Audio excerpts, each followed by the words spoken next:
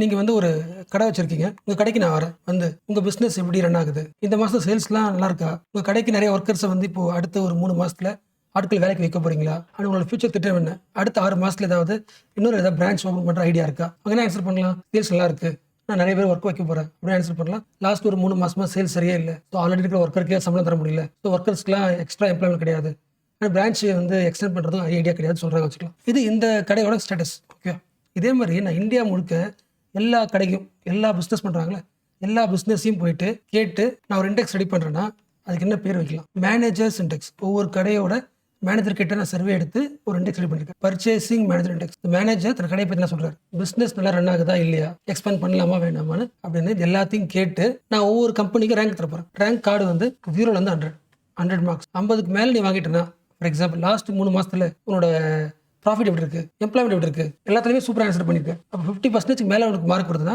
You are performing good. 50க்கு கீழே நீ mark வாங்கியிருக்கேன்னா எல்லாத்துலேயும் லோவாக இருக்கும், ப்ராஃபிட் லோ, எக்ஸ்பேண்ட் பண்ணுற ஐடியா கிடையாது. கரெக்டா? அப்போ இந்தியா முழுக்க இருக்க எல்லா பிஸ்னஸ் கம்பெனியும் ரேங்க் 50 கீழே வந்துச்சுன்னா என்ன அர்த்தம்? இந்த வருஷம் இந்தியாவோட growth சரியா இருக்காது, எந்த கம்பெனிலையும் எம்ப்ளாய்மெண்ட் இருக்க வாய்ப்பு கிடையாது, என்ன அர்த்தம்? ஸோ பர்ச்சேசிங் மேனேஜர் இண்டெக்ஸ் பார்த்தீங்கன்னா ஒட்டுமொத்தமாக இந்தியாவோட எக்கனாமி growth அடுத்த 3 மாசம் 6 மாசம் எப்படி இருக்குன்னு தெரிஞ்சுக்கலாம். என்ன ரீசன்? லாஸ்ட் 3 மாசம் இல்லை 5 மாசம் எப்படி இருக்குன்னு கேட்டாச்சு. அதை வச்சுக்கிட்டு ஃபியூச்சர் எப்படி இருக்குன்றதை நம்மளால ப்ரெடிக்ட் பண்ண முடியும். எப்படி வந்து ஜிடிபி எவ்வளோ இம்ப்ரூவ் ஆயிருக்குன்னு தெரிஞ்சுக்கிற விஷயமோ இந்த சர்வே முக்கியம், மேனேஜரை சர்வே பண்ணுற இந்த இண்டெக்ஸும் முக்கியம். இன்னொன்று முக்கியம் போயிட்டுங்க, ப்ராக்டிக்கலாக இந்தியா முழுக்க எல்லா கடையும் பண்ணுறது ரொம்ப கஷ்டம். என்ன பண்ணலாம்? இண்டெக்ஸ் நல்ல அர்த்தம் எல்லாம் கிடையாது. இதெல்லாம் முக்கியமான கம்பெனிஸ். ஃபார் எக்ஸாம்பிள் இந்தியாவில் ஒரு 500 கம்பெனிஸ், இந்தியாவில் பொருளை உற்பத்தி பண்ணுற மேனுஃபேக்சர் பண்ணுற ஒரு 500 கம்பெனிஸ்க்கு போயிட்டு ஒவ்வொரு கம்பெனிலையும் மேனேஜர் என்ன ஆன்சர் பண்ணுறாரு, புதுசாக ஒரு ஆர்டர் வந்திருக்கு, அவருக்கு நிறைய பேர் வேலைக்கு ஹையர் பண்ண போகிறாரா, லாஸ்ட் மாதத்தோட இந்த மாதத்தில் அதிகம் இன்புட் வாங்கி இன்னும் மேனுஃபேக்சர் அதிகமாக போகிறாரா, எல்லா கொஸ்டின்ஸ் கேட்க போகிறோம். Purchasing manager index both for manufacturing and also for service sector. Manufacturing கம்பெனிஸ்க்கு தனி சர்வே, சர்வீஸ் செக்டர் தனி சர்வே. ஓரளவுக்கு புரியுதுல? ஒய் பிஎம்ஐ இஸ் இம்பார்ட்டன்டாக தெரியுது உங்களுக்கு? இந்தியாவோட எக்கனாமிக் ஹெல்த் எப்படி இருக்குன்னு தெரிஞ்சுக்கலாமா? ஃபார் எக்ஸாம்பிள் எல்லா பிஸ்னஸோட இண்டெக்ஸும் 50க்கு கீழே ஒர்க் பண்ண அர்த்தம் எல்லா பிஸ்னஸும் கான்ட்ராக்ட் ஆகிட்டு இருக்கு. அப்போ அடுத்த 6 மாதம் growth கம்மியாகிடும். இதை தெரிஞ்சுக்கிட்டா இந்தியாவோட எக்கனாமிக் பாலிசியை என்ன பண்ணலான்றது கவர்மெண்ட் ஒரு ஐடியா கொடுக்கும். இப்போ கவர்மெண்ட்டுக்கு இந்த பிஎம்ஐ இண்டெக்ஸ் என்ன பண்ணுது? ஒரு கைட்லைன்ஸாக இருக்குல்ல. அட் தி சேம் டைம் நான் நாளைக்கு புதுசாக கம்பெனி ஆரம்பிக்க போகிறேன், மேனுஃபேக்சர் கம்பெனி. அப்போ அடுத்த 6 மாதம் நான் இது ஆரம்பிக்கலாம் வேணாமா, எக்கனாமிக் சூழல் எப்படி இருக்குன்னு தெரிஞ்சுக்கிறதுக்கு இந்த இண்டெக்ஸ் முக்கியம். அப்புறம் பிஸ்னஸ் ஆரம்பிக்க போனாலும் அடுத்த ஃபியூச்சர் எப்படி தெரிஞ்சுக்கிறதுக்கு யூஸ் ஆகும், கவர்மெண்ட்டுக்கு யூஸ் ஆகுது. இந்தியோட எக்கனாமி எப்படி இருக்கும், ஃபியூச்சர் எடுக்கும் தெரிஞ்சுக்கிறதுக்கான எக்கனாமிக் இண்டிகேட்டரும் இருக்கு. இந்த விஷயம் நம்ம ஏன் பார்க்குறோம்? இன்னைக்கு ஃப்ரண்ட் பேஜில் பாட்டம் பாருங்களேன், ஃபேக்ட்ரி, அது manufacturing company, factory activity expansion index, அதாவது purchasers manufacturing index slips to 11 month low ஆஃப் 56.5 in November. கடைசி 11 மாதம் இல்லாத அளவுக்கு ப்ரொடக்ஷன் கம்மியாக இருக்கு. என்ன ரீசன்ஸ் எல்லாம் கொடுத்துருக்காங்க, இதெல்லாம் பார்க்கலாம். ஸோ இதுக்கப்புறம் ஃபியூச்சரில் இந்த ஃபேக்ட்ரி எக்ஸ்பான்ஷன் இண்டெக்ஸ் அப்படி வந்துச்சுன்னா அந்த news most important. Already basics படிச்சிட்டீங்க, அப்டேஷன் பண்ணிக்கணும். ஸோ ஃபர்ஸ்ட் இந்த பாயிண்ட் புரிஞ்சுதா? நம்ம இந்தியன் கவர்மெண்ட் வந்து யோசிக்குது அடுத்த 6 மாசத்துல இந்தியாவோட ஜிடிபியை அதிகமாக்கணும். ஃபார் எக்ஸாம்பிள் 5% இருந்து 8% ப்ரொடக்ஷன் அதிகமாக்கணும் அப்படின்னு ஜிடிபியில் டார்கெட் வச்சதுன்னா அந்த டார்கெட் எப்போ சக்ஸஸ் ஆகும்? இந்தியாவோட எல்லா பிஸ்னஸ் கம்பெனிஸ், மேனுஃபேக்சரிங் கம்பெனிஸ் அவங்களோட பர்ச்சேசிங் மேனேஜர் இண்டெக்ஸ் இருக்கா, அந்த இண்டெக்ஸ்ல எல்லா கம்பெனியோட ரேங்கிங்கும் 50+, அது 60, 70 அதிகமாச்சுன்னா, லாஸ்ட் 4 months விட இண்டெக்ஸ் அதிகமாகிடுச்சுன்னா ஆட்டோமேட்டிக்காக ஜிடிபி ஆகும், அதிகமாகும். ஸோ இந்த லிங்க் புரியுதுல்ல? எஸ். ஸோ இப்போ அட் ப்ரெசென்ட் இந்தியாவோட பிஎம்ஐ என்ன வேல்யூ? 56.5. 50க்கு மேலே தான். பட் கடைசி 11 மாதத்தை கம்பேர் பண்ணும்போது இருக்கிறதே லோவஸ்ட் கான்ஃபிடன்ஸ் தான். நான் லோவஸ்ட் கான்ஃபிடன்ஸ் சொல்லாமா? அதாவது மேனேஜருக்கு என்ன கிடையாது, கான்ஃபிடன்ஸ் கிடையாதுன்னு அர்த்தம். அதாவது எனக்கு புதுசாக ஆர்டர் எதுவும் வரல, நியூ ஆர்டர் எதுவும் வரல, நான் எக்ஸ்பேன்ஷன் பண்ண போகிறது இல்லை, எம்ப்ளாய்மெண்ட் அதிகமாக போகிறது இல்லை. என்ன ரீசன்? எனக்கு கான்ஃபிடன்ஸ் இல்லை. லாஸ்ட் ஒரு 3 மாதம் 5 மாதம் என்னோட ஒர்க் பார்த்து எனக்கு அந்த ப்ராஃபிட்லாம் அனலைஸ் பண்ணி பார்த்தோன்னா எக்ஸ்பேண்ட் பண்ணுற அளவுக்கு எனக்கு கான்ஃபிடன்ஸ் இல்லை. ஒரு மேனேஜரோட கான்ஃபிடன்ஸ் தெரிஞ்சுக்கலாம்ல. ஓகே, அகைன் இந்த நியூஸ் ஏன் முக்கியம்? 2023 இந்தியாவோட growth, அதாவது ஜிடிபி எவ்வளோ அதிகமாக ப்ரொடக்ஷன் பண்ணும், வழக்கமானதை விட 8.2% growth. அதை நம்ம ஆல்ரெடி படிச்சிருக்கோம். அடுத்த ஒரு 3 வருஷம் குளோபல் ஸ்லோடவுன் இருக்கும், இது ஒன்று. ரெண்டாவது இந்தியாவோட growth என்ன ஆகும்? 8க்கு மேலே போகாது, கொஞ்சம் ஸ்லோவாகவும் பார்த்துருக்கோம். ஒரு டெம்பரரியாக ஒரு ஸ்லோடவுன் ஆகிட்டு அப்புறம் அகைன் அதிகமாகவும் பார்த்துருக்கோம். 8ன்றது ஆர்பிஐ பேஸ் பண்ணி இந்த வருஷம் 2023 தான் சொன்னானு. S, last year 2023. பார்வை என்ன யோசிச்சுன்னா, ஓகே அப்போ இந்த வருஷம் லாஸ்ட் 8.2னா இந்த வருஷம் ஒரு 7% growth இருக்கும், ஒரு 1% growth கம்மியோட இம்ப்ரூவ் பண்ணிடலாம் அப்படின்னு யோசிச்சோம். பட் ஃபர்ஸ்ட் ஆஃப் 2024 ஜான்ல இருந்து ஜூலை இந்த ஃபர்ஸ்ட் ஆஃப் பார்த்தீங்கன்னா நம்ம growth வந்து 6% தான் இந்த இயர். இப்போ ஃபர்ஸ்ட் ஆஃப் 6%னா அடுத்த செகண்ட் ஹாஃப்ல அகைன் 1% அதிகமாக்குறதுன்றது ரொம்ப சேலஞ்சிங். இதுக்கு என்ன ரீசன்? பிஎம்ஐ, அதாவது மேனுஃபேக்சரிங் செக்டர் வந்து அதிகம் ப்ரொடியூஸ் பண்ணல. ஃபர்ஸ்ட் இது புரிஞ்சா? இதே பாயிண்ட்டை இன்னும் கொஞ்சம் பிரேக் பண்ணி பார்க்கலாம். 1 இயர் நம்ம என்ன பண்ணுவோம் எப்போதுமே? ஜான்ல இருந்து டிசம்பர் வரைக்கும் ஒரு 4 குவார்ட்டரா பிரிப்போமா? ஒரு இந்தியாவோட எக்கனாமியோட ஃபர்ஸ்ட் குவார்ட்டர் எங்க ஆரம்பிக்கும்? ஏப்ரல்ல இருந்து ஆரம்பிக்கும். ஏப்ரல், மே, ஜூன் 3 மாதம். அதுக்கப்புறம் ஜூலை, ஆகஸ்ட், செப்டம்பர். ஜூலைல இருந்து செப்டம்பர் இது முடிஞ்சு போச்சு. கரெக்டா? இந்த இயரோட 2 குவார்டர் முடிஞ்சு போச்சு. ஏப்ரல்ல இருந்து ஜூன் ஃபர்ஸ்ட் குவார்டர், ஜூலைல இருந்து செப்டம்பர் செகண்ட் குவார்டர். இந்த செகண்ட் குவார்டர் முடியும் போதெல்லாம் அட்லீஸ்ட் ஒரு 7% growth இருக்கும் நினைச்சோம். பட் செகண்ட் குவார்டர் முடிஞ்சு போச்சு. இப்போ தேர்ட் குவார்டர் அக்டோபர் நவம்பர்லாம் வந்துருச்சு. இந்தியாவோட growth 5%, 5.4%. லாஜிக் புரிஞ்சா? லாஸ்ட் இயர் 8%, இந்த வருஷம் 7%க்குள்ள கொண்டு போயெல்லாம் பார்த்தோம். 7 கிடையாது, 5.4 வந்திருக்கு. அப்போ நம்ம யோசிச்சதை விட ரொம்ப அதிகமாக குறைஞ்சிருக்குன்னா எங்க ப்ராப்ளம் அனலைஸ் பண்ணுவோம்ல. எஸ், ஃபர்ஸ்ட் ரீசன் இந்தியன் எக்கனாமியோட செகண்ட் குவார்டர் ஜூலைல இருந்து செப்டம்பர் இந்த 3 மாசத்துலயே இந்தியாவோட மேனுஃபேக்சரிங், அதாவது பிஎம்ஐ பார்த்தோம்ல, மேனேஜர் கிட்ட கேட்ட சர்வே படி மேனுஃபேக்சரிங் குறைஞ்சிருக்கு. ப்ரீவியஸ் குவார்டரை விட ஒரு 2.2% குறைஞ்சிருக்கு. இப்போ மேனுஃபேக்சரிங் குறைஞ்சு போச்சுன்னா ஜிடிபி என்ன ஆயிடும்?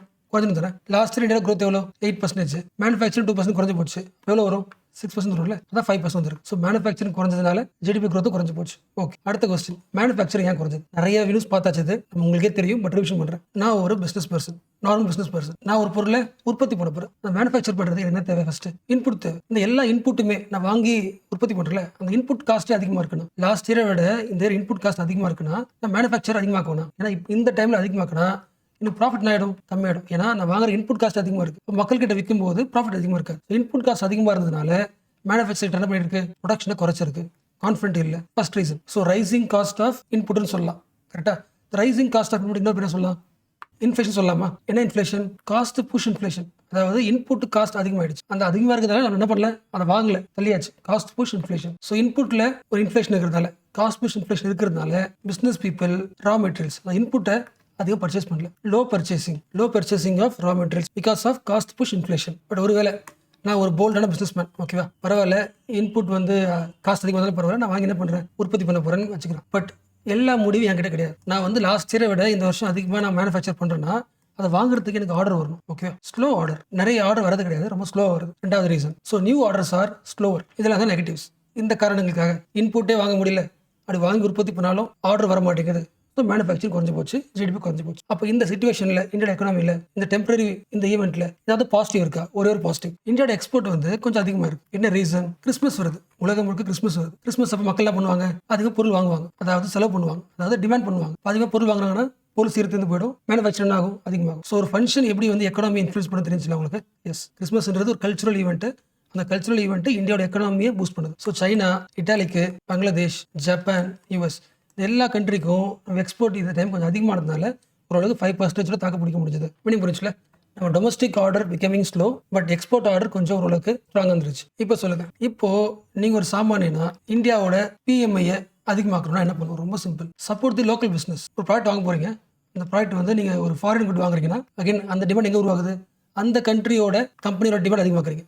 அந்த கண்ட்ரியோட பிஎம் எப்படி இருக்கும்? ஸ்ட்ராங் ஆகிடும். இந்தியாவோட பிஎம் எப்படி இருக்கும்? லோ ஆகிடும். So support local business. இன்னும் சொல்ல போனால் லோக்கல் சொல்கிறத விட ஜஸ்ட் லோக்கல் சொல்லலாம். அதாவது உங்கள் எங்கே வாடுறீங்களோ அந்த பகுதியில் இருக்கிற பிஸ்னஸ். அப்போ அந்த பகுதியில் எம்ப்ளாய்மெண்ட் அதிகமாகலாம், எக்ஸ்பான்ஷன் அதிகமாகலாம், local GDP gets improve. And also நீங்கள் கவுண்ட் பர்சன் இருந்தீங்கன்னா இன்னொரு பாயிண்ட்டும் யோசிக்கலாம். நீங்கள் பிஸ்னஸ் பண்ணுற ஐடியா இருந்துச்சுன்னா இந்த நெக்ஸ்ட் ஒரு 3 மாதத்துக்கு எங்கே பிஸ்னஸ் பண்ணலாம்? எக்ஸ்போர்ட் பிஸ்னஸ் பண்ணலாம். ஏன்னா டிமாண்ட் அதிகமாக இருக்குது. இந்த ஆங்கிலும் யோசிக்கலாம். ஓரளவுக்கு புரிஞ்சில? பட் ஆக்சுவலாக நான் இன்னும் டீட்டெயில் சொல்லலை. என்ன ரீசன்? அகைன் ரிவிஷன் பண்ணலாம். இன்புட் காஸ்ட் அதிகமாகிடுச்சு, அதனால ப்ரொடக்ஷன் ஆகுது, குறையுது. ஒரு ப்ரொடக்ஷன் அதிகமாக ட்ரை பண்ணுறேன், நியூ ஆர்டர் வரல. ஓகே, அடுத்த கொஸ்டின், நியூ ஆர்டர் ஏன் வரல? அதை பார்க்கவே இல்லை. எப்போ நியூ ஆர்டர் வரும்? இது மார்க்கெட்டு, நிறைய பொருள் இருக்குது.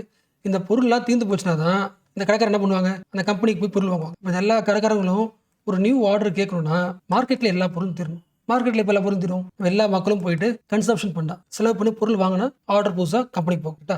எங்கே ப்ராப்ளம்? மக்கள் கிட்ட தான் problem. So peoples are spending very less money. So spending become லெஸ்ஸா. முக்கியமாக எந்த பொருள் இந்த காலகட்டத்தில் லாஸ்ட் ஒரு 3 மாசத்துல ஃப்ரிட்ஜ் வாங்குறது, வாஷிங் மிஷின், அப்புறம் கிராசரிஸ் கூட வச்சுக்கலாம். கிராசரிஸ் எல்லாத்தோட ஸ்பெண்டிங்கும் குறைச்சிட்டாங்க. இவங்கன்னா யாரு? Urban people. இந்தியாவோட ஜிடிபிக்கு முக்கியமாக அதிகமாக காரணமே அர்பன் டிமாண்ட் தான். அர்பன் மார்க்கெட்டில் தான் அதிக பொருள் வாங்குவாங்க. இந்த அர்பன் கன்சியூமர்ஸே டிமாண்டை குறைச்சிக்கிட்டாங்க. Spending less. ஒய்? ஆல்ரெடி பார்த்தது தான், அகைன் பார்க்கலாம். ரெண்டே விஷயம் தான். நீங்கள் அர்பனில் வாடுறீங்கன்னா உங்களோட வாலெட், உங்களோட பர்ஸில் அதிகமாக காசு இருக்க மாட்டேங்குது. என்ன ரீசன்? உங்கள் சம்பளமும் கடைசி 5 இயர்ஸாக ரொம்ப அதிகமாகல. உங்களோட சம்பளம் லோ வேஜ் க்ரோத், வேஜோட க்ரோத் ரொம்ப கம்மியாக இருக்குது. ஸோ பர்ஸ் அப்படி தான் இருக்குது. ஒருவேளை காசு வந்துச்சுன்னா நீங்கள் சாதாரண ஒரு காய்கறி, வெஜிடபிள்ஸ், ஒரு காய்கறி பழம் வாங்குறதுக்கு நிறைய காசு செலவாயிடுது. Why? Inflation. So low wage growth and rising prices. முக்கியமா ஃபியூல் இருக்குல்ல, ஃபியூலோட டேக்ஸ் அதிகமாக இருக்கு. நீங்க நோட் பண்ணீங்களா? High taxes on fuel and daily goods. நம்ம பர்சனல் இருக்கிற சில காசு டாக்ஸ்க்கு போயிடுது. ஸோ மார்க்கெட்டில் என்ன கிடையாது? டிமாண்ட் இல்லை. இது நேச்சுரல் ப்ராசஸ். பட் இந்த டிமாண்டை கவர்மெண்ட் நினைச்சா என்ன பண்ண முடியும்? அதிகமாக்க முடியும். ரொம்ப சிம்பிள். எந்த ஊர்ல டிமாண்ட் இல்லையோ அந்த ஊர்ல கவர்மெண்ட் ஒரு ப்ராஜெக்ட் அனௌன்ஸ் பண்ணுது. இந்த ஏரியாவில் ஒரு பிரிட்ஜ் கட்ட போறேன், இந்த ஏரியாவில் ஒரு ரோடு போட போறேன், இந்த ஏரியாவில் ஒரு இன்ஃப்ரா ரெடி பண்ண போறேன். கவர்மெண்ட் அனௌன்ஸ்மெண்ட் பண்ணாங்கன்னா இந்த எல்லாத்துக்கும் வேலை பண்றதுக்கு என்ன கிடைக்கும்? எம்ப்ளாய்மெண்ட் கிடைக்கும். அந்த ஊர் மக்களுக்கு எம்ப்ளாய் கிடைக்குது. ஸோ கவர்மெண்ட் கேபிட்டல் எக்ஸ்பெண்டிச்சர் அதிகமாக்கணும். கேபெக்ஸ் சொல்லுவாங்க. இல்லைன்னா இன்னொரு பேர் வந்து பப்ளிக் எக்ஸ்பெண்டிச்சர். கவர்மெண்ட் செலவு பண்ணுது, இன்வெஸ்ட் பண்ணுது அப்படின்னா கேபெக்ஸ். அப்போ இதுல வேலை கிடைச்ச எல்லா லேபர்ஸ் என்ன பண்ணுவாங்க?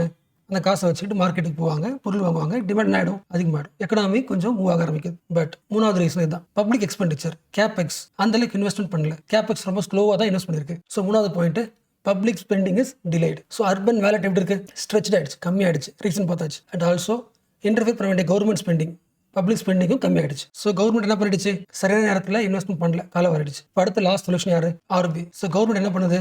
ஆர்பிஐ கிட்ட சொல்லுது, சி எந்த பிசினஸ் பீப்புளும் இன்வெஸ்ட் பண்ணவோ எக்ஸ்பேண்ட் பண்ணவோ தைரியமா இல்லை. அது பிஎம்எல் தெரிஞ்சு போச்சு. அப்படின்னு அர்த்தம் பிசினஸ் பீப்புள் கிட்ட ப்ராஃபிட் கொஞ்சம் கம்மியா இருக்கு. ஓகே, இப்படி ஒன்று பண்ணு, எல்லா பேங்க்ஸ்லையும் சொல்லி லோன் தர்ற வட்டி ரேட், இன்ட்ரெஸ்ட் ரேட்டை குறைச்சிரு. யாருக்கு? பிசினஸ் பீப்புளுக்கு. அப்போ என்ன ஆகும்? எல்லா பிசினஸ் பீப்புளும் கடன் வாங்க வருவாங்க. அந்த கடன் வாங்கின காசை வச்சுக்கிட்டு அகைன் மேனுஃபேக்சரிங் அதிகமாக்கலாம். இதை பண்ணு யார் சொல்றா? கவர்மெண்ட் சொல்றாங்க. பட் ஆர்பிஐ கேட்குமா? வாய்ப்பே கிடையாது. என்ன ரீசன்? ஆல்ரெடி இந்தியன் எக்கனாமிக்குள்ள என்ன இருக்கு? இன்ஃபிளேஷன் இருக்கு. அதாவது ஆல்ரெடி மணி சப்ளை அதிகமா இருக்கு. எல்லா வெஜிடபிள் காஸ்ட், ஃப்ரூட்ஸ், கிராசரிஸ் எல்லா பிரைஸ் அதிகமா இருக்கிறதுனால இப்போ நான் வந்து வட்டி ரேட்டை குறைச்சா எல்லாரும் என்ன பண்ணுவாங்க? அந்த பிசினஸ் பீப்புள் காசு வாங்குவாங்க, காசு வாங்கி மேனுஃபேக்சர் பண்ணுவாங்க, எம்ப்ளாய்மெண்ட்டுக்கு ஆளை வைப்பாங்க, நிறைய பேர் சம்பளம் கிடைக்கும், அகைன் மார்க்கெட் ஆகும், என்ன டிமாண்ட் பண்ணுவாங்க? இன்ஃபிளேஷன் அதிகமாகும். கரெக்டா? ஸோ ஆல்ரெடி மணி சப்ளை அதிகமாக இருக்கிறதுனால நான் இன்ட்ரெஸ்ட் ரேட்டை குறைக்க மாட்டேன். இது யாரோட ஸ்டாண்டு? RBI stand. ஸோ லாஸ்ட்டாக யாருக்கு சேலஞ்ச்? ஆர்பிஐக்கு சேலஞ்ச். ஓகே, ஒரு பக்கம் காஸ்ட் புஷ் இன்ஃப்ளேஷன் அதிகமாக இருக்கு, இன்புட் காஸ்ட் அதிகமாக இருக்கு. இப்போ பிஸ்னஸ் பீப்புளுக்கு வட்டி கொடுத்தா, லோ இன்ட்ரெஸ்ட்டுக்கு லோன் கொடுத்தா அவங்க என்ன பண்ணுவாங்க? இன்னும் கொஞ்சம் இன்புட் காஸ்ட் அதிகமாக வாய்ப்பு இருக்கு. டிமாண்ட் அதிகமாச்சுன்னா இன்னும் விலை அதிகமாகல. ஸோ இன்ஃப்ளேஷன் இன்னும் அதிகமாக வாய்ப்பு இருக்கு. இன்ஃப்ளேஷனையும் கண்ட்ரோல் பண்ணணும். அட் சேம் டைம் இந்தியாவோட ஜிடிபி 8லேருந்து இப்போதைக்கு 5% வந்துருச்சு. இந்த growth அதிகமாக்கணும். ஸோ பிஸ்னஸ் பீப்புளுக்கு காசும் தரணும், காசு கொடுத்தா இன்ஃப்ளேஷனும் வராமல் பார்த்துக்கணும். அப்போ இந்த டைமில் வட்டி என்ன பண்ணலாம்? ஃபியூச்சரில் இந்த வீக்கில் ஒரு முடிவை ஆர்பிஐ எடுப்பாங்க, அதை பார்க்கலாம். இது ஆக்சுவலாக இந்த இஷ்யூக்கு நிறைய எக்ஸாம்பிள் சொல்ல முடியும். பட் நான் ஒரு 2 எக்ஸாம்பிளை கோட் பண்ண ஆசைப்படுறேன். தலைவர் படம் ரிலீஸ் ஆயிருக்கு, நான் ஃபர்ஸ்ட் டே ஃபர்ஸ்ட் ஷோ பார்க்கணும்னு ஆசைப்படுறேன். செம்ம கூட்டம், என்னால் பார்க்க முடியுமா? நான் ஒரு டிசபிலிட்டி பர்சன், இந்த என்ஜாய்மெண்ட்டை எனக்கு கிடைக்குமா? வாய்ப்பே இல்லை. என்ன ரீசன்? ரொம்ப சிம்பிள். இந்த தியேட்டரில் டிசபிலிட்டி போகிறதுக்காகவே ஒரு தனி ரேம்ப் வாக் இருக்கணும், ஒரு ரேம்ப் இருக்கணும். ஆக்சுவலாக எல்லா ஈவெண்ட்லையும் ஹீரோஸ்க்கு நம்ம என்ன போடுறோம்? ரேம்ப் வாக் போடுறோம். பட் அவர் நடித்த படத்தை பார்க்கறதுக்கு ஒரு டிசபிள் வந்தாருன்னா அவருக்கு ஒரு ரேம்ப் வாக் கிடையாது. யோசிக்க முடியுதா? ஓகே, இதை விட்டுருங்க. இன்னொரு எக்ஸாம்பிள், ஒட்டுமொத்த இந்தியாவுமே எல்லாரும் ஒன்னா சேர்ந்து ஒரு விஷயத்தை வந்து செம்ம என்ஜாய்மெண்ட்டாக பார்ப்போம். Cricket is the culture. இந்தியாவோட நேஷனல் பேஷன் சொல்லலாம். ஆல்மோஸ்ட் எல்லாருக்குமே அது பார்க்கறது பிடிக்கும். ஸோ அந்த கிரிக்கெட்டை நீங்கள் டிவியில் பார்க்குறீங்க. அப்போ பார்க்கும்போது கமெண்ட்ரி ஆஃப் பண்ணிட்டு பார்த்தா அந்த கிரிக்கெட் மேட்ச் உங்களுக்கு பிடிக்குமா? வாய்ப்பே இல்லை. கிரிக்கெட்டோட ஆடியன்ஸ் சவுண்ட் எவ்வளோ முக்கியமோ கமெண்ட்ரி மோஸ்ட் இம்பார்ட்டன்ட். அதுக்கு நம்ம ஒரு பல்ஸ் கொடுக்கும். ஸோ ஒட்டுமொத்த இந்தியாவும் என்ஜாய் பண்ணுற இந்த மூமெண்ட்டை நான் ஒரு டிசபிலிட்டியாக இருந்தால் இந்த என்ஜாய்மெண்ட் எனக்கு கிடைக்காது. So what is the conclusion? நம்ம வழக்கமாக கோட் சொல்லுவாங்கல்ல, ஒரு டிசபிள் பர்சன் பார்க்கறதுக்கு ஐசோலேட்டடாக இருப்பார். என்ன reason? Because of his disability. But ஆக்சுவலாக அவங்க தனிமையாக இருக்கிறதுக்கான மெயின் ரீசன் டிசபிலிட்டி கிடையாது, சோஷியல் பேரியர். நம்ம சொசைட்டி எந்த ஈவெண்ட் ஆர்கனைஸ் பண்ணாலும், எந்த பில்டிங் உருவாக்கினாலும், எந்த சிட்டியை உருவாக்கினாலும் அந்த சொசைட்டி வந்து டிசபிள் பர்சனை மைண்டில் வைக்காம அதை உருவாக்கிடுது. ஸோ நாம உருவாக்கின சோஷியல் பேரியர் தான் அவங்களால இந்த கல்ச்சுரல் என்ஜாய்மெண்ட்டுக்குள்ளே வர முடியல. ப்ராஜெக்ட் புரிஞ்சா? ஒரு 2 பேர் இருக்காங்க, ஒருத்தர் டிசபிள்ட், இவர் எனேபிள்ட். ஓகேவா? இந்த 2 பேரில் கிரிக்கெட் பார்க்கறது, படம் பார்க்கறது யாருக்கு மோஸ்ட் இம்பார்ட்டன்ட்? டிசபிலிட்டி தானே. என்ன ரீசன்? ஆல்ரெடி அவங்களுக்கு ஒரு டிசபிலிட்டி இருக்கு. அதுதான் அவங்க மைண்டுக்குள்ள ஒரு சைக்காலஜிக்கல் ஸ்ட்ரெஸ் இருக்கும். அந்த ஸ்ட்ரெஸ் ரிலீவ் பண்ணுறதுக்கான பெஸ்ட் மூமெண்ட்டே கல்ச்சுரல் என்ஜாய்மெண்ட் தான், என்டர்டைன்மெண்ட் தான். ஸோ இது எந்த அளவுக்கு அசசிபிலிட்டி அவங்களுக்கு கிடைக்குதோ அந்த அளவுக்கு அவங்களோட பிசிக்கல் ஸ்ட்ரெஸ்ஸை, டிசபிலிட்டி மறந்துட்டு ஹாப்பியாக இருப்பாங்க. அந்த கல்ச்சுரல் ரைட்ஸை நம்மளால தர முடியல.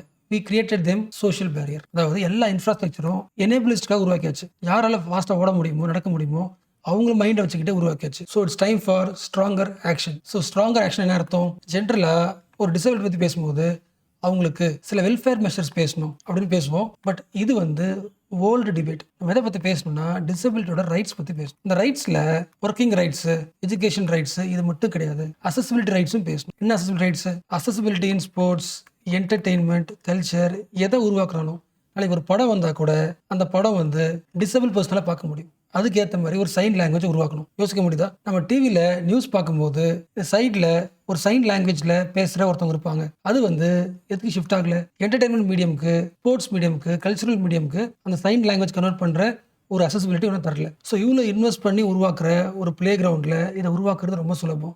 ஏன் உருவாக்க முடியல? Social barrier. அவங்கள பற்றி யோசிக்கல. ஸோ ஃபஸ்ட்டு முக்கியமானது, இப்போ இருக்கிறது எல்லாமே எப்படி இருக்குது, இன்அசசிபிள் இன்ஃப்ராஸ்ட்ரக்சராக இருக்குது. இன்ஃப்ரானா வந்துடலாம், பில்டிங்கு, ரோட் சைடில் இருக்கிற சைட் வாக்ஸ் அண்ட் ஸ்டேடியமில் கிரிக்கெட் மேட்ச் பார்க்க போறீங்கன்னா அந்த ஸ்டேடியமில் டிசபிள் பர்சனுக்கான செக்ஷன் கிடையாது, அந்த அரேஞ்ச்மெண்ட் இல்லை. தியேட்டரில் அண்ட் வாஷ்ரூமில் எல்லா இன்ஃப்ராஸ்ட்ரக்சரையும் அசசிபிளாக மாற்ற வேண்டியது முக்கியம். என்னது, why disable have their own rights. Disable ரைட்ஸ்னு ஒன்று ஆல்ரெடி உருவாக்கியாச்சு.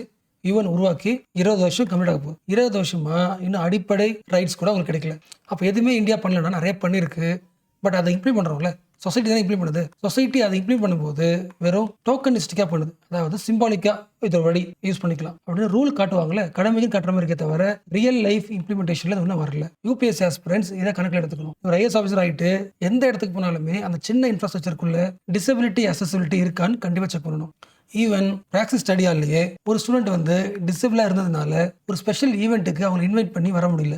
என்ன ரீசன், ஸ்டடியால் வந்து மொட்டை மாடியில் இருக்குது, 3rd ஃப்ளோர் இருக்குது. அந்த 3 ஃப்ளோர் அளவுக்கும் அது ஏறதுக்கான ஒரு இருக்கல சைட்வே அது இல்லை. ஸோ டைரெக்டாவோ இன்டைரக்டாவோ டிசபிள்டு பர்சனோட அடிப்படை உரிமை சொல்லுவாங்களே, ஈவன் அவங்களோட ஹியூமன் ரைட்ஸை நம்ம ரெஸ்பெக்ட் பண்ணுறது இல்லை. ஸோ என்ன ஒரு எக்ஸாம்பிள் வச்சு சொன்னேன். ஸோ இந்த அசசிபிலிட்டியை டிபெண்ட் பண்ண வேண்டியது நம்ம எல்லாரோட கடமை. ஒரு கிரிக்கெட் மேட்ச்சுக்கு போகிறோன்னா அந்த இடத்துல சீட்டிங் அரேஞ்ச்மெண்ட் ஃபார் டிசபிலிட்டிஸ் இருக்கான ஒரு கொஸ்டின் வைக்கணும். வீல் சேர் போகிறதுக்கான ஒரு ப்ராப்பர் பாத்வே இருக்கான கொஸ்டின் கேட்கணும். ரொம்ப முக்கியமானது, எந்த ஈவெண்ட் போட்டாலும் அந்த ஈவெண்ட்டில் ஈவன் இட் இஸ் லைவ் ப்ராட்காஸ்டாக இருந்தாலும் ஆடியோ டிஸ்கிரிப்ஷன், சைன் லாங்குவேஜ் இதெல்லாம் இருக்கான கொஸ்டின் கேட்கணும். என்ன சொல்கிற புரிஞ்சா? எஸ். லெஷர்ன்றது being happy through cultural enjoyment. லெஷர்ன்றது ஒரு எனபிலிஸ்டிக் பர்சனுக்கு மட்டும்தான் அப்படின்ற நம்ம மைண்ட் செட்டை மாற்றணும். லெஷர் அதிகமாக தேவைப்பட வேண்டியது யாருக்கு? Disability person. அப்போ அவங்களுக்கான அசசிபிலிட்டியை அதிகமாக்குறத மைண்ட் செட் வச்சுக்கணும். ஸோ ரைட் டு எஜுகேஷன் எந்த அளவுக்கு முக்கியமோ, ரைட் டு ரீக்ரியேஷன் ஒர்க்கும் முக்கியம். அதாவது ரைட் டு பி என்டர்டெயின்ட், அதுவும் பற்றி பேசணும். அப்போ இந்தியா இவங்களுக்காக எதுவுமே பண்ணலையான்னு கேட்டால் அப்படி கிடையாது. 2 விஷயம் சொல்லலாம். அதில் ஃபர்ஸ்ட் முக்கியமானது person with disability act 1995. This is the oldest law. இதெல்லாம் என்ன பண்ணுச்சுன்னா, டிசபிள்டு பர்சனோட ரைட்ஸை பற்றிலாம் பேசல. இவங்க கஷ்டப்படுறாங்க, இவங்க என்ன பண்ணலாம், வெல்ஃபேர் விஷயங்கள் பண்ணலாம், வெல்ஃபேர் ஸ்கீம்ஸ் பண்ணலாம். மீனிங் புரிச்சா? ஃபார் எக்ஸாம்பிள் மணி தர்றது, இந்த மாதிரி ஸ்கீம்ஸாக போட்டாலே தவிர எந்த ஆங்கிள் பார்க்கல, அவங்க ரைட்ஸ் பற்றி பார்க்கல, அந்த ரைட்ஸ் ஆங்கிளே பார்க்கல. மீனிங் புரிச்சா? ஒரு இண்டிவிஜுவல் வாடுறதுக்கு மணியை விட ஹியூமன் ரைட்ஸ் முக்கியம், டிக்னிட்டி முக்கியம், ஈக்குவாலிட்டி முக்கியம். இந்த 3த்தையும் அட்ரஸ் பண்ணல. ஏன்னா அவங்களோட மெயின் ப்ராப்ளமே ஈக்குவாலிட்டி தான். ஸோ கவர்மெண்ட் இதை ரியலைஸ் பண்ணி இந்த ஆக்டை மாற்றுறாங்க. 2016 நியூ லா வருது, பர்சன் வித் டிசபிலிட்டி ஆக்ட். என்ன பண்ணுறாங்க, இந்த ஆக்ட்லேயே முன்னாடி ரைட்ஸ் ஆட் பண்ணிடுறாங்க. இதான் கீவேர்டு, இதான் principle. Rights for person with disability act. இப்போ பர்சன் வித் டிசபிலிட்டிக்கு ரைட்ஸ் கிடைக்குது. ரைட்ஸ்னா என்ன, ஒரு இடத்துக்கு போகிறீங்க, அந்த இடத்துல அசசிபிலிட்டி இருக்கா? கண்டிப்பாக இருக்கணும், இருக்க வேண்டியது அவங்களோட உரிமை. அந்த அசசிபிலிட்டி குளோபல் ஸ்டாண்டர்ட் லெவலுக்கு இருக்கணும். இதான் பார்த்தோம். நம்ம பண்றது வந்து டோக்கனிஸ்டிக் அப்ரோச். ஆக்ட் சொல்றது ஒன்று, நான் ஃபாலோ பண்றது ஒன்று. ஸோ ஃபர்ஸ்ட் இது புரிஞ்சா? 2016 கொஞ்சம் better. Why? Because it focus on social and human rights model. இந்த ஆக்ட் வந்து சோஷியல் ரைட்ஸையும் ஹியூமன் ரைட்ஸையும் பேசுகிற மாடல். அதாவது பப்ளிக் லைஃப்ல டிசபிலிட்டி எப்படி உள்ள கொண்டு வரலாம், அந்த இன்க்ளூஷனை எப்படி அதிகமாக்கலாம், அதுக்கான ரைட்ஸை பற்றி பேசுறது. அண்ட் சில பேர் இப்போ வரைக்குமே இது இவங்களோட டாபிக், ஒரு பாத்வே போட்டா இல்லை அவங்க ரைட்ஸ் கொடுத்தா அவங்க லைஃப் நல்லா இருக்கும் அப்படி யோசிப்போம். பட் ஆக்சுவலாக அப்படி கிடையாது. டிசபிலிட்டின்றது கண்ணு தெரியாமல் இருக்கிறதோ, காது கேட்காம இருக்கிறதோ, அந்த எக்ஸ்ட்ரீம்ல யோசிக்க வேணாம். எல்லார் வீட்லையும் ஓல்டேஜ் இருப்பாங்க. ஒரு வயசுக்கு அப்புறம் ஓல்டேஜால எங்கேயும் மூவ் ஆக முடியாது. They become disabled. எனேபிளா இருந்தவங்க டிசபிள் ஆயிட்டாங்க. அந்த டிசபிள்டு பர்சனுக்கு பப்ளிக் லைஃப்குள்ள, கல்ச்சுரல் ஆக்டிவிட்டிக்குள்ள ரீக்ரியேஷன் பண்றதுக்கு அவங்களை கொண்டு வரீங்கன்னா உங்க ஃபேமிலிக்கு ரொம்ப கஷ்டமா இருக்கும். என்ன ரீசன்? நீங்க அதை கண்டுக்கல. You created them social barrier. நீங்க புரிஞ்சா? அதாவது டிசபிலிட்டின்றது யாருக்கோ ஒருத்தவங்க நடக்க கிடையாது. It can happen to you also. It can affect any one. இது ஒன்று. உங்களுக்கு உங்கள் ஃபேமிலிலையோ யாருக்கு வேணால் ஃபியூச்சர் நடக்கலாம். அப்போது இப்போவே நீங்கள் எல்லா இன்ஃப்ராஸ்ட்ரக்சரையும் அசசிபிலிட்டியாக மாற்றிட்டீங்கன்னா that will benefit almost every one. Society gets benefited. சில பேருக்கு ஒரு டவுட் வரலாம், 2016 ரைட்ஸ் வந்துருச்சு, ரைட்ஸ் ஏன் ரியாலிட்டியில் மாறல? ஆக்சுவலாக பேப்பரில் இந்த ரைட்ஸை உருவாக்குறதுக்கான ஒரு பயங்கரமான ஒரு அமைப்பு இருக்குது. ஒரு ஆஃபீஸர் இருக்காங்க, ஸ்டேட் கமிஷனர் ஃபார் டிசபிலிட்டிஸ். இது வரைக்கும் யாருக்குமே இல்லாத அளவுக்கு பயங்கரமான. இவர் நினைச்சா டிசபிலிட்டிக்காக என்ன வேணா பண்ணலாம். அதாவது நம்ம ஊரில் சிவில் கோர்ட் இருக்குல்ல, ஒரு சிவில் கோர்ட்டுக்கு என்ன அதிகாரமோ அந்த அளவுக்கு அதிகாரம் உள்ள ஒரு கமிஷனர். ஃபார் எக்ஸாம்பிள் ஒரு கோர்ட் என்ன பண்ணலாம், கண்டிப்பாக ஒரு ஆளை வந்து கேஸ் பண்ணணும் அவசியம் கிடையாது. ஊரில் ஒரு பிரச்சனை நடக்குதுன்னா அந்த பிரச்சனையை அவராக எடுத்து அதுக்கு என்ன பண்ணலாம், கேஸை விசாரிச்சு தீர்வு தரலாம். அந்த அளவுக்கு சிவில் கோர்ட்டுக்கு இருக்க அதிகாரம் இவருக்கு இருக்கு. எந்த விஷயத்தையும் சோமோட்டோவாக எடுத்துக்கிட்டு அது என்ன ப்ராப்ளம், அதை எப்படி சரி பண்ணலாம், அதை சரி பண்ணுறதுக்கு இன்டர்நேஷனல் லெவலில் எந்த கண்ட்ரியில் கூட கொலாபரேட் பண்ணி அதை சொல்யூஷன் உருவாக்கலான்ற பவர், எல்லா பவரும் இருக்குது. ஸோ இதெல்லாம் கூட தேவையில்லை. சிம்பிளாக ஃபர்ஸ்ட் பேசிக் பாயிண்ட், 2016 ஆக்ட் கொடுத்த அந்த ரைட்ஸ் இருக்குல்ல, பேசிக் பப்ளிக் லைஃப்குள்ள, சோஷியல் லைஃப்ல அசசிபிலிட்டி ரைட்ஸ் இருக்குல்ல, இந்த ரைட்ஸ் உண்மையாகவே எல்லா பகுதியும் தருதா இல்லையா, எல்லா பில்டிங்லையும் இது இருக்கா இல்லையா அப்படின்னு மானிட்டர் பண்ணுற அதிகாரம் இருக்குது. ஸோ மானிட்டர் பண்ணி சரியா இல்லைன்னா அதை மாற்ற சொல்கிறதுக்கு அதிகாரம் உண்டு. மீனிங் புரியுதுல? Yes, he has the power to monitor, சரியில்லைன்னா ரிவ்யூ பண்ண முடியும். அண்ட் அவருக்கு குவாசி ஜுடிஷியல் பவர் இருக்கு. ஜட்ஜ் மாதிரி ஒரு பவர் அவருக்கு இருக்கு. இல்லை யார் கொடுத்தா? 2016 ஆக்ட். ஆக்ட் என்ன சொல்லுது? கண்டிப்பாக ஒவ்வொரு ஸ்டேட்லேயும் ஒரு கமிஷனர் டிசபிலிட்டியை பார்த்துக்கிறதுக்கு ஒரு கமிஷனர் போடுங்க. Section 82 of the 2016 act. அவருக்கு சிவில் கோர்ட் அளவுக்கு பவர் இருக்கும். அவரால் சோமோட்டோ கேஸ் எடுத்து ஹேண்டில் பண்ண முடியும். அதோட முக்கியமானது, அவர் எந்த ஊருக்கு வேணா போகலாம். இந்த ஊருக்கு வேணா போயிட்டு ஒரு டிசபிலிட்டி இருக்காருன்னா அவர் கூட இன்ட்ராக்ட் பண்ண முடியும். இன்ட்ராக்ட் பண்ணி அவர் என்ன ப்ராப்ளம் சொல்கிறாரோ அதுக்கு சொல்யூஷனை உருவாக்குற அளவுக்கு பவர் உண்டு. You can interact with any disabilities bodies, individual persons, discuss பண்ணி அவங்க ரைட்ஸ் என்ன வயலேட் ஆயிருக்கோ அதை அட்ரஸ் பண்ணுற அளவுக்கு உரிமை உண்டு. அப்போ இவ்வளோ பவர் இருந்தும் இம்ப்ளிமெண்டேஷனில் ரியாலிட்டியில் ஏன் வரல? வழக்கமாக எல்லாரும் சொல்கிறது. ஃபர்ஸ்ட் முக்கியமானது, what is the reason? Delays in appointment. அவங்க அப்பாயின்மெண்ட் பண்ணுறது ரொம்ப டிலே ஆகுது எல்லா ஸ்டேட்லையும். ஆக்சுவலாக ஒவ்வொரு ஸ்டேட்டுக்கு ஒரு டிசபிள் தானே, இதை சேஞ்ச் பண்ணணும்ல. ஒவ்வொரு டிஸ்ட்ரிக்ட்டுக்கும் ப்ராஃபஸர் பொண்ணு தானே. இந்த பாயிண்ட் வச்சுக்கோங்க. ஸோ கவர்மெண்ட் ஏன் டிலே பண்ணுது? Government has lakhs attitude. பெரிய இன்ட்ரெஸ்ட்லாம் உங்களுக்கு இல்லை. ஒருவேளை அப்படியே அப்பாயிண்ட் பண்ணால் கூட டிசபிலிட்டி பற்றி தெரிஞ்சுக்கிற, அந்த ஆக்டை பற்றி நாலேஜ் இருக்கிற, அந்த பீப்பிளோட சைக்காலஜி பற்றி புரிஞ்சுக்கிற எக்ஸ்பர்ட்டை மக்களை போட மாட்டேங்கிறாங்க. வழக்கம் போல் ஏதோ ஒரு ஐஏஎஸ் ஆஃபீஸரை தூக்கி உள்ள போட்டுருக்காங்க. டிலேவும் ஆகுது.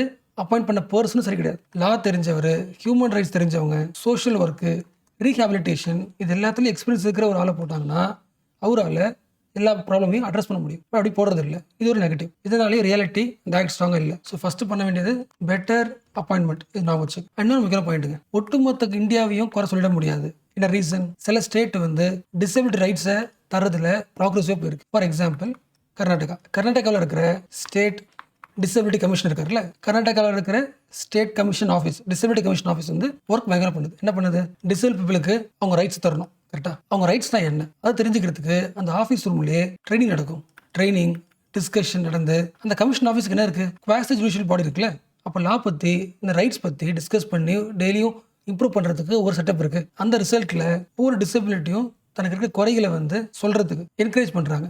அதாவது டிசபிலிட்டி கிட்ட அந்த ஸ்டேட் கமிஷன் ஆஃபீஸ் இருக்குல்ல, டிசபிலிட்டி கமிஷன் ஆஃபீஸ் ஒரு ட்ரஸ்ட்டை உருவாக்குது. ட்ரஸ்ட் அதிகமாகிறதுனால தன்னோட எல்லா வயலேஷன்ஸ் ஆஃப் ரைட்ஸையும் டிசபிலிட்டி பண்ணுறாங்க சொல்கிறாங்க. ஸோ அந்த ஸ்டேட் கமிஷன் ஆஃபீஸே தன்னோட ஓனாக என்கரேஜ் பண்ண வைக்கிறதுக்கான வேலையை பண்ணியிருக்கு. அதோட முக்கியமானது, இந்த ஆஃபீஸ் இத்தனை வருஷமாக என்ன பண்ணிட்டு இருக்கு, ஆன்லைனில் ஒரு டேஷ்போர்ட், எத்தனை வயலேஷன் நடந்திருக்கு, எத்தனை சரி பண்ணியிருக்கோம், அதுக்கு என்ன பண்ணியிருக்கோம் அப்படின்னு ஃபுல் டீடைல்ஸ் இருக்குது. அக்கௌண்டபிலிட்டியும் அதிகமாக்கிருக்கு கர்நாடகாவோட ஸ்டேட் டிசபிலிட்டி ஆஃபீஸ். இது எல்லாத்தோட பயங்கரமான பாயிண்ட் என்னன்னா, டிசபிலிட்டியால் ஒரு கம்ப்ளைண்ட் தரவே முடியாது. என்ன பண்ணணும்? we have to create the mobile court, mobile adalat. நீங்கள் புரிஞ்சுல, ஊருக்கு எல்லா வில்லேஜுக்கும் இந்த கோர்ட்டே போகும். அதாவது அந்த ஆஃபீஸர்ஸே போயிட்டு அங்கே என்ன ப்ராப்ளமோ அவங்க வீட்டிலே போய் அட்ரஸ் பண்ணிட்டு அங்கேயே சொல்யூஷனை உருவாக்கிட்டு வருவாங்க. அப்போ யோசிங்களேன், அப்போ ஸ்டேட் லெவல் ஆஃபீஸரால் முடியுமா? அப்போ கர்நாடகா கவர்மெண்ட் பண்ணியது. ஸ்டேட் லெவல் ஹெட்டாக இருக்கட்டும், பட் ஒவ்வொரு டிஸ்ட்ரிக்ட்டுக்கும் ஒரு ஆஃபீஸர் போடலான்னு அந்த டிஸ்ட்ரிக்ட் லெவலில் கமிஷனர் ஆஃபீஸ் உருவாக்கிட்டு டிஸ்ட்ரிக்ட் லெவலில் டிஸ்ட்ரிக்ட் டிசபிலிட்டி மேனேஜ்மெண்ட் ரிவ்யூ, அந்த டிஸ்ட்ரிக்ட்ல டிசபிலிட்டி ஆக்ட் எப்படி இருக்கு, ரைட்ஸ் எப்படி இருக்குன்னு ரிவ்யூ பண்ணுறதுக்குன்னு ஒரு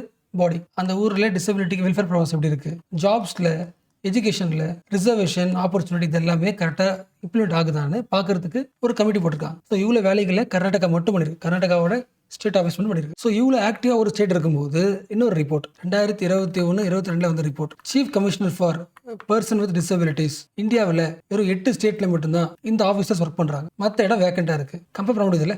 எஸ். ஸோ என்ன பண்ணலாம்? இந்த ஆஃபீஸை ஆக்டிவ் ஒர்க் பண்ண வைக்கலாம். அண்ட் எந்த இடத்துல சேஞ்ச் உருவாக்கலாம். ஓரளவுக்கு நான் அந்த பேசிக் பார்த்தாச்சு.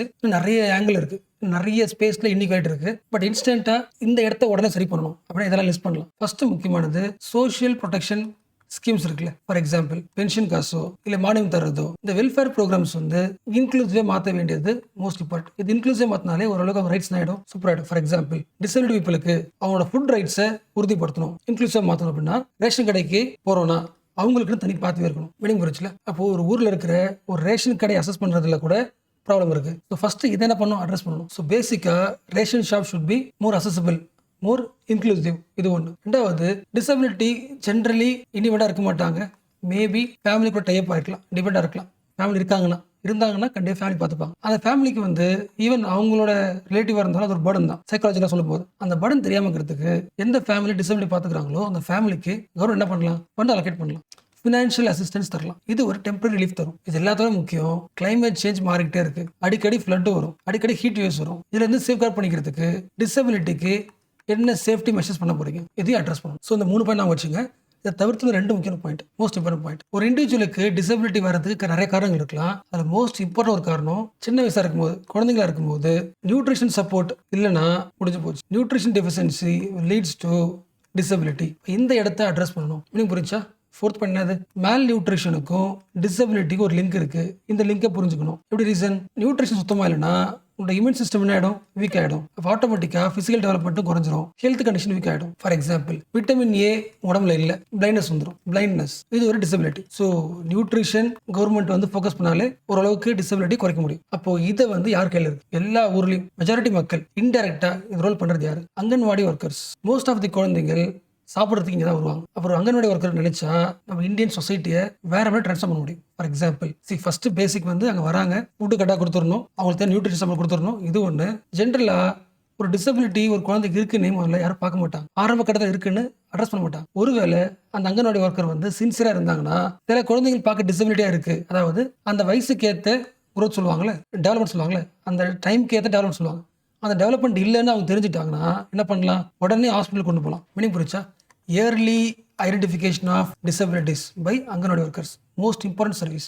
அந்த குழந்தையோட வளர்ச்சி கம்மியாக இருக்கிற மெயின் ரீசன் வந்து நியூட்ரிஷன் ரொம்ப கம்மியாக இருக்குது அப்படின்னா நீ என்ன பண்ணலாம்? அவனுக்கு என்ன நியூட்ரிஷன் தேவை அப்படின்னு போஷான் போர்ட்டலில் செக் பண்ணி நியூட்ரிஷன் லெவலை பார்த்து இம்ப்ரூவ் பண்ணலாம். அப்படின்னு தெரியலையா? உங்கள் ஊரில் யார் இருப்பா? ஆஷா இருப்பாங்க, ஹெல்த் ஒர்க்கர். அவங்களோட கொலாபரேஷன் பண்ணி அந்த குழந்தையை காப்பாற்ற முடியும். இயர்லியாக கண்டுபிடிச்சிட்டா. ஸோ இந்தியாவில் இன்க்ளூசிவ் டெவலப்மெண்ட் கொண்டு வரதுக்கான மிகப்பெரிய ரோலில் முக்கியமான ரோல் வந்து அங்கன்வாடி ஒர்க்கர்ஸ்க்கு இருக்கு. இம்ப்ரூவிங் தி நியூட்ரிஷன், இயர்லி ஐடென்டிஃபிகேஷன், அதெல்லாம் முக்கியமானது. ஒருவேளை அந்த குழந்தை டிசபிலிட்டி வச்சுக்கலாம். அந்த குழந்தையோட ரைட்ஸ் என்ன? அந்த குழந்தைய ரெஜிஸ்டர் பண்ணி சர்டிஃபிகேட் வாங்கி அவங்களுக்கு தேவையான வெல்ஃபேர் ஸ்கீம்ஸ், மணி அசிஸ்டன்ஸ், இது எல்லாத்தையும் அங்கன்வாடி ஒர்க்கரால பண்ண முடியும். இவ்வளோ மிகப்பெரிய ரோல் உங்களுக்கு இருக்கு. மீனிங் புரிச்சா? எல்லாரோட ஃபிளாஷ்பேக் எடுத்து பார்த்தீங்கன்னா சின்ன வயசுல என்ன வந்து நான் சும்மா இருந்தேன், என்ன படிக்க வச்சாங்க. இந்த ஸ்டோரி கேள்விப்பட்டிருப்பீங்களா? சேம் ஸ்டோரி அங்கனோட ஒர்க்கரால பண்ண முடியும். ஒரு குழந்தைய பார்க்குறாங்க, அந்த ஒர்க்கர் பேசுறாங்க, அந்த குழந்தை காது கேட்க மாட்டேங்குது. அப்போ அவருக்கு ஹியரிங் எய்டு தேவை, காதில் பிரச்சனை இருக்கு, ஹாஸ்பிட்டல் கூட்டு போகலாம், அந்த எய்டு வாங்கி தரலாம், மாட்டி கொடுத்தா அப்போ காது கேட்கும். அவர் டேரெக்டாக கூட்டு போயிட்டு ஒரு ஸ்கூலில் ஜாயின் பண்ணி விட்டுறலாம். என்ன ரீசன்? அவர் டிசபிளாக இருக்காரு, அவருக்கு எஜுகேஷன் கிடைச்சிச்சுன்னா ஃபியூச்சர் அவருக்கு எப்படி இருக்கும்? எம்பவர்டாக இருக்கும். இந்த ஃபுல் சைக்கிளையும் அவங்களால பண்ண முடியும். ஸோ பாயிண்ட் புரிஞ்சா? கவர்மெண்ட் நிறைய ஸ்கீம்ஸ் போட்டிருக்கு. For example, integrated child development scheme, அது குழந்தைங்களுக்கு நியூட்ரிஷனை, சைல்டு கேர் இம்ப்ரூவ் பண்ணுறதுக்கு இந்த scheme. Mission Vatsalya, child safeguard பண்ணிக்கிறதுக்கு, பாதுகாக்கிறதுக்கு. திவ்யாங் புரோட்டோகால், ஒரு குழந்தை டிசபிலிட்டியாக இருந்தாங்கன்னா அதை ஐடென்டிஃபை பண்ணுறது எப்படி, அவங்க என்ன தெராப்பி பண்ணணும், எப்படி எஜுகேஷன் தரணும், இந்த ஃபுல் அப்ரோச்சும் ப்ராசஸ் இருக்குல்ல, அதை பற்றின ப்ரோட்டோகால். அன்ஹே பரிஷ்டே ஒரு போட்காஸ்ட், அது போட்காஸ்ட் வழியாக அவராக சொல்லுறாங்க மக்களுக்கு, கம்யூனிட்டிக்கு டிசபிலிட்டி பற்றி. இவ்வளோ விஷயங்கள் பண்ணியிருந்தாலும் ரியாலிட்டியில் இந்த ஆஃபீஸில் ஒர்க் பண்ணும்போது, அங்கன்வாடி ஒர்க் பண்ணும்போது தான் பயங்கர சேஞ்ச் கொண்டு வர முடியும். மீனிங் புரிஞ்சில் anganwadi workers can bridge the gap in the services, bridge the gap in the rights. இது எல்லாத்த விட மோஸ்ட் இம்பார்ட்டன்ட். ஃபார் எக்ஸாம்பிள், திடீர்னு உங்கள் வில்லேஜில் ஃப்ளட் வந்துருச்சு, எல்லா பர்சனாலையும் அந்த ஃப்ளட்லேயும் தப்பிச்சு ஓட முடியும், ஆனால் டிசபிளால ஓட முடியாது. என்ன ரீசன்? அவங்க ரெஸ்கியூ பண்ணுறதுக்கான சிஸ்டமே இல்லை. கரெக்டாக இப்போ என்ன பண்ணணும்? எல்லா ஸ்டேட் கமிஷனர் ஆஃபீஸ்க்குள்ளேயும் R&D இருக்கணும், ரிசர்ச் ஒர்க் இருக்கணும். லாஸ்ட் முக்கிய பாயிண்ட், அந்த ரிசர்ச் என்ன பண்ணணும்னா டிசபிலிட்டியோட லாஸு, ரைட்ஸு, டிசாஸ்டர் மேனேஜ்மெண்ட்டு, ஒவ்வொரு ஈவெண்ட்லையும் ஒவ்வொரு டிபார்ட்மெண்ட்லையும் அவங்களை எப்படி இம்ப்ரூவ் பண்ணலாம், என்ன வசதிகள் தரலாம் அப்படின்னு ரிசர்ச் பண்ணால் ஐடியா கிடைக்கும். அந்த ஐடியாவை இம்ப்ளிமெண்ட் பண்ணலாம். மீனிங் புரிச்சா? அந்த கமிஷனர் ஆஃபீஸை, டிசபிள் கமிஷனர் ஆஃபீஸை என்ன பண்ணலாம்? ரிசர்ச் பண்ணி எங்கே, ஃபார் எக்ஸாம்பிள் ஃப்ளட் வரும்போது டிசபிள் பீப்புளை எப்படி ரெஸ்கியூ பண்ணலாம் அப்படி ரிசர்ச் பண்ணலாம். ரிசர்ச் பண்ணி அந்த கிடைக்கிற ஐடியாவை இம்ப்ளிமெண்ட் பண்ண முடியும். ஸோ ரிசர்ச் வந்து மோஸ்ட் இம்பார்ட்டன்ட். 2016 ஆக்ட் வந்து ஆல்ரெடி அந்த ஆஃபீஸருக்கு ரிசர்ச் பண்ணுற பவரை கொடுத்துருக்கு. மீனிங் புரிஞ்சா? இப்போ பார்த்தோம்ல, ரேஷன் கடையில் ரோடு போடுறது, அப்புறம் வந்து ஃபேமிலிக்கு ஃபினான்ஷியல் அசிஸ்டன்ஸ் தரது, இதெல்லாம் என்னது? இதெல்லாம் ப்ராப்ளம்ஸ் இருக்குது. இது எப்படி பண்ணலான்னு என்ன பண்ணணும்? நம்ம ரிசர்ச் பண்ணணும். ஸோ ரிசர்ச் தான் இன்க்ளூசிவ் சொசைட்டியை உருவாக்குறதுக்கு பேசிக் ஃபவுண்டேஷன். ஸோ இது வரைக்கும் பேசின எல்லா பாயிண்ட்டையும் சென்டர் பேஜ் ஆர்டிகல். என்ன reason? December 3 focus on international day for personal with disabilities. So almost disabilities face பண்ணுற சேலஞ்ச் என்ன சரி பண்ண ஓரளவுக்கு பார்த்தாச்சு. இப்போ நான் பேசின ஐடியாஸ் எல்லாமே டெக்னிக்கல் வேர்ட்ஸாக இருக்கும். டெக்னிக்கல் வேர்ட்ஸ் தான் கவர் பண்ணியிருக்கேன். நீங்கள் ஃபுல் ஃபோக்கஸ் பண்ணியிருந்தீங்கன்னா உங்கள் நோட்ஸே போதுமானது. பட் அகைன் படிங்க. Citizen with disabilities, the rights real, இது nutrition workers, personal disability inclusion, இது முடிச்சாச்சு. எனேபிளிங் லெவல் பிளேயிங் ஃபீல்ட், ரீக்ரியேஷன்லையும் இன்க்ளூசிவ்னஸ் உருவாக்குறது. ஸோ ஃப்ரீ டைமில் இந்த 3 ஆர்டிகல் படிச்சிருக்கேன். இன்னும் கொஞ்சம் கிளாரிட்டி கிடைக்கும். இந்த வருஷம் பார்லிமெண்ட்டோட வின்டர் செஷன் மீட்டிங் எப்போ ஆரம்பிச்சது? November 25. எஸ், அந்த டேட்ல இருந்து இப்போ வரைக்கும் ஒவ்வொரு நாளும் டிஸ்ரப்ஷன்ஸ் அண்ட் அட்ஜார்மெண்ட். பார்லிமெண்ட் மீட்டிங் நடக்கல, அசம்பிளி செஷன் நடக்கல. என்ன ரீசன்? எல்லா அப்போசிஷன் பார்ட்டியும் ஒரே பாயிண்ட், அதானி கேஸை பற்றி டிஸ்கஸ் பண்ணணும். இது வந்து ஒரு நேஷனல் இம்பார்ட்டன்ஸ் இஷ்யூ. நம்ம ஊரில் நடந்த பிரைபரி பற்றி அமெரிக்கா வந்து ஒரு பாயிண்ட் சொல்லியிருக்கு. அப்போ அதை விசாரிக்கணும், அது கமிட்டி போடணும். அதை பற்றி ஃபர்ஸ்ட் பேசிட்டு அப்புறம் பார்லிமெண்ட்டோட வழக்கமான வேலைகள் ஸ்டார்ட் பண்ணலாம். அந்த கோரிக்கையை ரூலிங் பார்ட்டி அக்செப்ட் பண்ணிக்கல. ஸோ அப்போசிஷன் என்ன பண்ணுது? வாய்ஸ் அவுட் பண்ணுது, சத்தம் போடுது. ஸோ ஒரு நாள் ஆகிட்டே இருக்கு, அட்ஜார்மெண்ட் ஆகிட்டே இருக்கு. இந்த அட்ஜார்மெண்ட், டிஸ்ரப்ஷன் இதெல்லாம் சரியா போயிடுச்சு. 2 கட்சியும், ஆளுங்கட்சி எதிர்கட்சியும் ஓரளவுக்கு இந்த மீட்டிங் எப்போ பேசலாம்னு ஒரு டேட்டை ஃபிக்ஸ் பண்ணிட்டு இதுக்கப்புறம் டெய்லி ஆக்டிவிட்டிஸ் பண்ண ஆரம்பிக்கலாம் சொல்லிட்டாங்க. பட் நாம தெரிஞ்சுக்க வேண்டியது வழக்கமா நாளைக்கு பார்லிமெண்ட் லோக்சபா வச்சுக்கலாம், ராஜ்யசபா வச்சுக்கலாம், எந்த ஹவுஸ்னாலும், ஈவன் லோக்சபா ராஜ்யசபா எந்த ஹவுஸ்னாலும் பார்லிமெண்ட்ல நாளைக்கு என்ன நடக்க போகுதுன்னு சொல்லிட்டு இன்றைக்கி ஒரு பிளான் ரெடி ஆகிடும். ஃபுல் ஸ்கெட்ச் போட்டுருவாங்க, ஷெடியூல் போட்டுருவாங்க. ஓகே, ஸோ பார்லிமெண்ட்டுக்கு டெய்லி ஷெடியூல் பர்ஃபெக்டாக இருக்கும். அப்போ திடீர்னு ஒரு எம்பி எழுந்து இந்த விஷயத்தை பற்றி பேசலான்னு சொன்னால் அதுக்கு பார்லிமெண்ட்ல ஸ்பேஸ் இருக்கா? இருக்கு. பார்லிமெண்ட்ல ஒரு ரூல் நம்பர் இருக்கு, ரூல் நம்பர் 267. நான் என்ன பண்ணுவேன், அதானி பற்றி பேசணும். ஓகே, இந்த ரூல் பேஸ் பண்ணி நான் ஒரு நோட்டீஸ் ரெடி பண்ணுவேன். நோட்டீஸ் ரெடி பண்ணி இஷ்யூ பண்ணுவேன் ராஜ்யசபால. இஷ்யூ பண்ணிட்டா அந்த இஷ்யூ பண்ண நோட்டீஸை ராஜ்யசபா ஸ்பீக்கர் இருக்காருல்ல ஒரு அக்செப்ட் பண்ணிட்டாருன்னா என்ன அர்த்தம், இந்த எம்பி வந்து நாட்டுக்கு தேவையான ஒரு முக்கியமான இஷ்யூ பற்றி பேச போறாங்க. மோஸ்ட் இம்பார்ட்டன்ட் இஷ்யூ, அது மோஸ்ட் ப்ரெஸிங் இஷ்யூ. அப்போ இன்னைக்கு நடக்க போகிற டெய்லி ஆக்டிவிட்டிஸை கொஞ்சம் என்ன பண்ணலாம், சஸ்பெண்ட் பண்ணிட்டு ஃபர்ஸ்ட்டு இதை பற்றி டீட்டெயில்டாக பேசலாம். பேசிதான் ஆகணும். என்ன ரீசன், அந்த மெம்பர் என்ன பண்ணியிருக்காரு, அதானி பற்றி பேசணும், இது நேஷனல் லெவலில் முக்கியமான இஷ்யூ சொல்லிட்டு ரூல் நம்பர் 267 பயன்படுத்திட்டாரு. அதை பயன்படுத்தினா டெய்லி எடுக்கிற எல்லா ஆக்டிவிட்டிஸும் சஸ்பெண்ட் ஆகிடும். எது முக்கியமான பிரச்சனையோ அதை பேசுறதுக்கு ஒரு சான்ஸ் இருக்கு, ஒரு ஸ்பேஸ் இருக்கு. ஸோ அப்போசிஷன் பார்ட்டி இந்த ரூலை பேஸ் பண்ணி தான் நோட்டீஸ் இஷ்யூ பண்ணாங்க, அதானி பற்றி பேசணும். பட் நோட்டீஸ் இஷ்யூ பண்ணியும் கவர்மெண்ட் அக்செப்ட் பண்ணல. அதனால தான் என்னது டிஸ்ரப்ஷன்ஸ், அட்ஜார்மெண்ட்ஸ். கவர்மெண்ட் என்ன காரணம் சொன்னாங்க, அதானி பத்தி பேசுறது இந்தியாவுக்கு ரிலவெண்ட் கிடையாது, அது அமெரிக்கா சொன்ன ரிப்போர்ட். சொல்ல புரிஞ்சுல? எஸ். Rule number 267.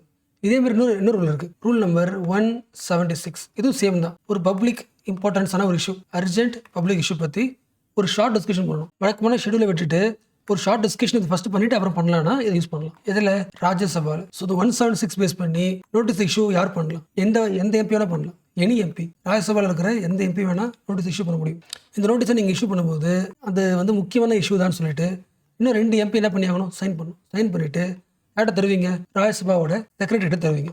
அந்த நோட்டீஸில் இது ஏன் மோஸ்ட் இம்பார்ட்டன்ட் அப்படின்னு ரீசனும் போட்டுருக்கணும், எக்ஸ்பிளேஷனும் போட்டுருக்கணும். ஸோ 267 இருக்குது, 176 இருக்குது. இதெல்லாம் வந்து ஒரு விஷயத்தை பற்றி கொஸ்டின் கேட்கறது. பட் இது மட்டும் தான் இருக்கா ஒரு எம்பியோட பவர் கேட்டால் இன்னும் நிறையா இருக்குது. முக்கியமானது கொஸ்டின் அவர். ஒரு பார்லிமெண்ட் ஆரம்பித்த உடனே ஃபர்ஸ்ட் 1 hour என்னது, கொஸ்டின் அவர். எந்த எம்பி வேணா ஒரு மினிஸ்டருக்கு கொஸ்டின் கேட்க முடியும். அந்த கொஸ்டின் வந்து ஸ்டார்டு கொஸ்டினா, மார்க் பண்ண கொஸ்டின்னா அதுக்கு உடனடியாக டைரக்டாகவே ஆன்சர் பண்ணிடணும். அந்த ஆன்சர் பண்ணுறது அந்த எம்பிக்கு பிடிக்கலனா மறுபடியும் கொஸ்டின் கேட்கலாம், கவுண்டர் கொஸ்டின் கேட்கலாம், கவுண்டர் ஆன்சர் பண்ணலாம். இது ஸ்டார்டு கொஸ்டின், உடனடியாக ஆன்சர் கூட. திரும்பி என்ன பண்ணுவேன், நான் வந்து அகைன் கொஸ்டின் கேட்பேன். அன்ஸ்டார்டு கொஸ்டின்னா பொறுமையாக யோசிச்சு ரிட்டர்ன் ஃபார்மேட்லேயே மினிஸ்டர் என்ன பண்ணலாம், ஆன்சர் பண்ணலாம். இதெல்லாம் எப்போ கொஸ்டினே வரல. ஸோ அன்ஸ்டார்டு கொஸ்டின்னா ஃபாலோ அப் கொஸ்டின் கிடையாது. ஒரு கொஸ்டின் கேட்டிங்கன்னா அவ்வளோதான், திரும்பி அவங்க ஆன்சர் பண்ணதுக்கப்புறம் ரிட்டர்ன் ஃபார்மேட் ஆன்சர் பண்ணதுக்கப்புறம் திருப்பி கொஸ்டின் கூடாது, முடிஞ்சு போச்சு. ஸ்டாண்டர்ட் கொஸ்டின்ல மட்டும்தான் என்ன உண்டு, கவுண்டர் கொஸ்டின்ஸ் உண்டு. உங்களுக்கு ரஷ்யா உக்ரைன் வார் ஞாபகம் இருக்கா, 2022. ஸோ ரஷ்யா எப்போ உக்ரைன் மேலே ஒரு வார் ஸ்டார்ட் பண்ணுச்சோ அதுக்கப்புறம் ரஷ்யாவோட பிரசிடென்ட் புட்டின் இந்தியாவுக்கு விசிட் பண்ணவே இல்லை. கண்டிப்பாக விசிட் பண்ணுமா அப்படின்னு கேட்டால் எஸ். ரஷ்யாவுக்கும் இந்தியாவுக்கும் வருஷம் ஆனுவல் சம்மிட் மீட்டிங் நடக்கும். 2022க்கு அப்புறம் எப்போ இந்த வாரம் ஆரம்பிச்சதோ அதுக்கப்புறம் புட்டின் இந்தியாவுக்கு வரவே இல்லை. இப்போ 2025 கம்மிங் இயர் வந்து Putin is going to visit India. இதான் அப்டேட். நீ தெரிஞ்சுக்க வேண்டியது, வருஷம் ரஷ்யா இந்தியாவுக்கு ஆனுவல் சமிட் நடக்கும். இது வந்து 23வது சமிட் நடக்க போகுது. சமிட் என்ன பேசுவாங்க, 2 கண்ட்ரிக்கும் எந்த விஷயத்துல இன்டர்நேஷனல் இருக்கோ அதில் பேசுவாங்க. ஃபார் எக்ஸாம்பிள், ஒய் இந்தியா இல்லை, why Russia is needed for India only for 2 things, energy, oil, second thing defence. இது ரெண்டும் we depend on Russia. So இதை பற்றி அப்டேட் வரும், இப்படி வந்தாருன்னா. அதோட முக்கியமானது, ஒரு பக்கம் ரஷ்யா, இன்னொரு பக்கம் உக்ரைன். இந்த வாரில் எல்லா கண்ட்ரீஸும், முக்கால்வாசி கண்ட்ரிஸ் உக்ரைன் பக்கம், சில கண்ட்ரிஸ் ரஷ்யா பக்கம். இந்தியா மட்டும்தான் நியூட்ரல் ஸ்டாண்டு எடுத்திருக்கு. அதனால புட்டின் வரும்போது உக்ரைன் ரஷ்யாவுக்குமான இந்த வார் இருக்குல்ல, இந்த வாரில் ஒரு பீஸை உருவாக்கலாம், வாரை ஸ்டாப் பண்ணலாம் அப்படின்னு பீஸ் புரோக்கர் ஒர்க் வந்து இந்தியா பண்ண போகுது. அதுக்கான நெகோசியேஷன் நடக்கலாம். ஸோ அதுதான் அகைன் இன்னைக்கு ஃப்ரண்ட் பேஜில் ஒன் மோர் நியூஸ் இங்கே போட்டிருக்கல, Putin to visit India earlier next year for summit with Modi. So almost இந்த நியூஸில் இருக்க கோர் பாயிண்ட்ஸ் பார்த்தாச்சு. அடுத்து போகலாம்.